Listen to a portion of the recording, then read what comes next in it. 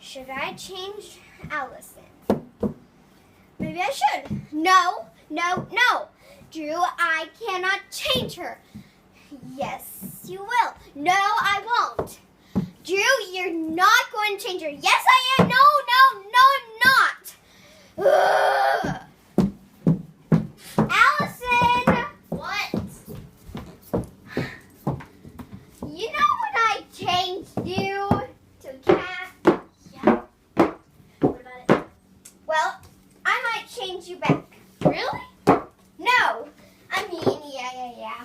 That really doesn't excite me because I'm pretty tired right now. Don't mess with me. Yeah, well, I was thinking this is the only spell that I know. I'm going to change you during the day to a human, and then at night you're going to be a cat. I'm not going to live under a spell my whole Yes, you entire are. No, I'm not. Yes, you are. No, I'm not. I'm getting tired as well. You are either going to be a human or never going to be human. I'd rather be human. Okay. Because I want to go to the mall and, yeah. Well, then you don't go to the mall during the night. Well, I want to. No. I sneak in. You know what? I am just going to change you back no matter what you say. Okay, go ahead.